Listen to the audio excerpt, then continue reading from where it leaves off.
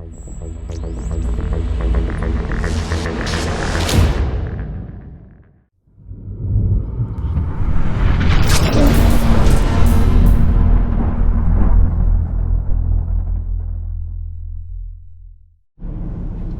everybody, Ronnie here. So, here I am. I'm at the Walmart distribution center in New Braunfels, Texas. Just San Antonio. I made it here on time. That's good.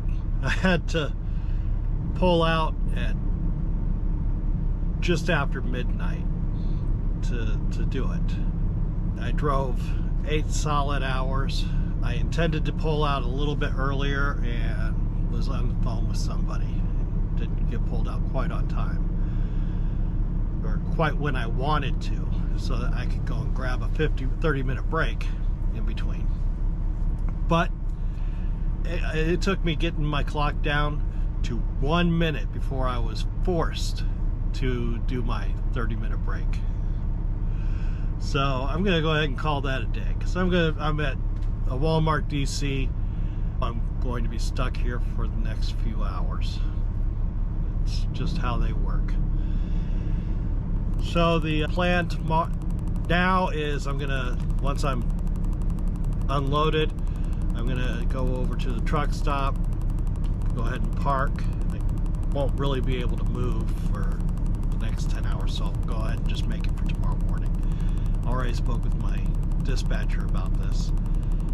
And tomorrow morning, I'll go pick up a load and head back west. So I'm gonna go ahead and read a few comments. Yeah, if I can get it to pull up again. It says I have 5G connection, it's running slowest. I'll get out. So Victor says, I used to live in Las Cruces. My young daughter still does. Hope you're doing good. I like your videos. Well, thank you very much. Yeah, I drove through Las Cruces yesterday and stopped in Texas. I don't know where. Exactly 8 hours before here. I do 65 miles an hour, so you can figure it out. Caribbean Minds asks, did you bobtail to pick up, or was it a fly-in and repo?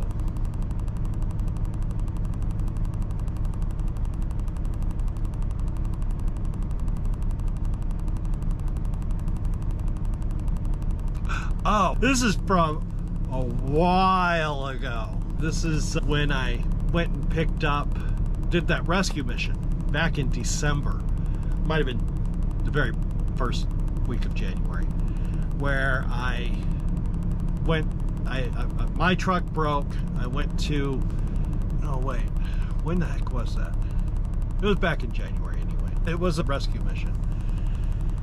And, oh, all right. I was in the loaner, the Volvo, that stupid Volvo that I hate.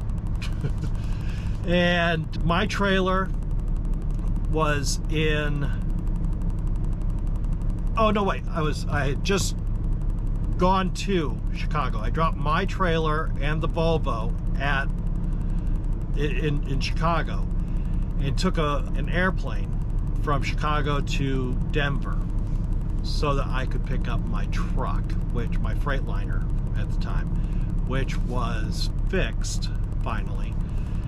And I was doing a rescue mission where I had to pick up a trailer that had been dropped in Laredo, Wyoming. The driver had an accident. Trailer was stuck in Laredo and it was under load, and load needed to be completed. I did bobtail from Denver to Laredo. It's not that far, and finding a load from Denver to Laredo, that would be not the easiest thing to do. So it was a better plan for me to just bobtail up there. It was not a repo though. It was a rescue. Sean, great scenery. I know, right? There's so much beautiful scenery across this country. And the fact is, most people here in America never see a single bit of it. Might see it on TV or in a movie, but they never get out there and see it. We are the luckiest people. And lucky might be a little bit of a misleading term, because we all chose to do this and we worked hard to get here. Godsock, what's that pay? $1.50 a mile. Talking about the Great Salt Run, which we are completing today. We are trying to complete right now. And no, it was actually more like $1.40 a mile. If I wanted to wait until Monday to get a load, I could have gotten something paying closer to $2 a mile. I just wanted to get under a load and on the way. I was ready. We took what we could find in that position, and that was that load of salt from Salt Lake City to right here, San Antonio. Isabella, you can set your company up in any state. You can get a physical address in. Yes, you can. That is correct. That's the point, though. You need a physical address. And I am always a believer that just getting P.O. Box is not good enough. If you don't live in a state, then you shouldn't claim to in order to get a business license there for tax purposes. I've always been of the mindset that honesty is the best policy, and that's something that I teach my kids. M says, I like the second view with the GoPro. Thank you much. I'm gonna say about 30 minutes after I made that video, the mount popped right off of my windshield. So I think I'm gonna have to find a better place for it. And Shane also says, yeah, that's cool. I like the way you made this video. Thank you very much, Shane. Sean says, good content about ready to hit the road again. That was a little while ago. But yeah, thank you very much. I appreciate it. The take pride in yourself video. Let's take a shower. Let's be clean and presentable. Let's not wear flip-flops at the shippers and receivers. Jeff says, 100%. Thank you much. I agree, obviously. Chris Ballard says, this is back when Peterbilt called me back. That's the owner-operator truck life. That's every brand, not just one. Shoveling money into the truck. That's what why most owner-ops don't last. Fortunately, this isn't costing me money out of pocket. It's costing me money in lost revenue. Or not now. Things seem to be fixed. But it did. It cost me money in lost revenue. It didn't cost me money out of pocket, and that's a fortunate thing. And every day on that parking job, everywhere I go. Nice. Jeff asks, am I reefer or dry van? I am dry van. And there are a couple reasons. Number one, I don't really feel like dealing with the extra headache that comes with running a reefer. The fact of the matter is, a lot of folks do. They get paid a little extra for it. It's not for me. The second thing, and you've been following my channel, then the last thing that I need is something else that can break. Can you book your own freight independent of Super Ego? No, that is the one super solid rule. You are not allowed to self-dispatch. And just because a load is on the load boards does not mean necessarily that your dispatcher can grab it. They have a lot of rules that they have to follow, and if a shipper ever fails to pay, they go on the blacklist and they will never be picked up from again. Does Super Ego have inverters already installed? No, it depends on the truck. My truck actually did have a power inverter, from the factory.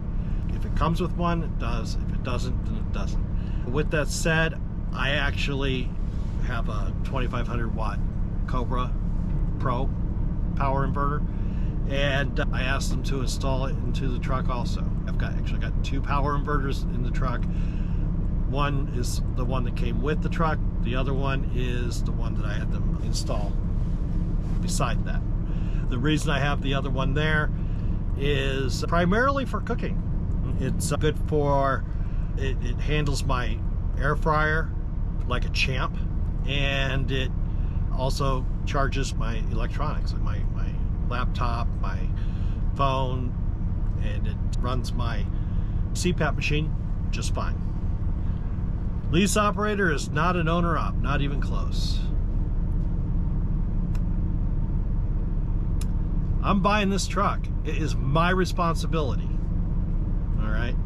I'm not a company driver, and this is as close to being an owner-op as you can get without actually buying a truck through a bank. Jeff says, yes, it is. If you have a loan on your truck, you are no different.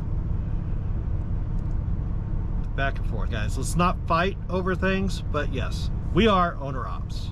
Trucker Scott says, I wouldn't call $750 a week a success. I would not either. Where did you get that? Oh, terrible math. I was pulling numbers out of my head and they were wrong. This was back on the success as a lease operator video, and I apologize. My numbers were wrong, but yeah, I agree. I would not consider $750 a week a success either. If I made $750 a week, I couldn't run at all. That's all there is to it. I fortunately do not make $750 a week. I personally make about $1,500 a week. Everything else stays in the business. Chris, back in the hotel. Successful will be leaving the company. Well, I'm not leaving the company, but yeah, I was back in the hotel. Fortunately, the truck is fixed. Stay fixed.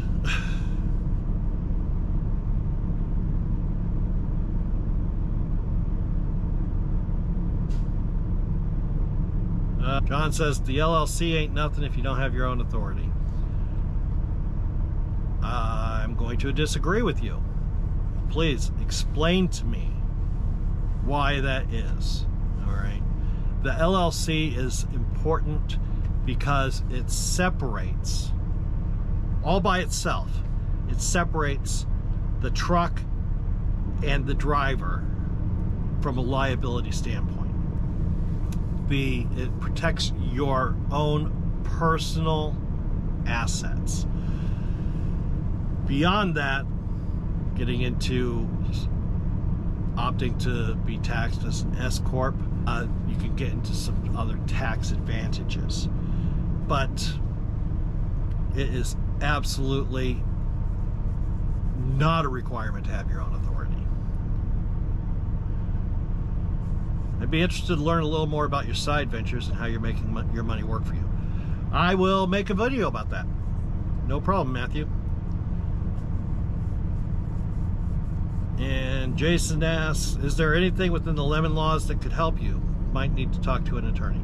Yeah, I think that we've had the truck a little bit long for the lemon laws to kick in, but I would have to double check. At any rate, as far as that goes, the lemon law would protect me from having to complete the purchase of the truck. And right now I'm protected from having to complete the purchase of the truck anyway. I can turn it in at any point in time. I can get a load to Chicago, turn in the truck, and pick out something else. No problem. So we'll go ahead and call that a day. I don't have any road footage for today. I got started at midnight, thereabouts, and if I'd gone ahead and run the GoPro, it would just be a whole bunch of darkness and what you can see from my headlights, which is not much. If you have any questions or comments, please put them down in the comment section below. If you have an interest in joining Super Ego, give me a call. My number is on the screen and you will find it in the description down below. Thanks for watching, and I'll talk to you next time.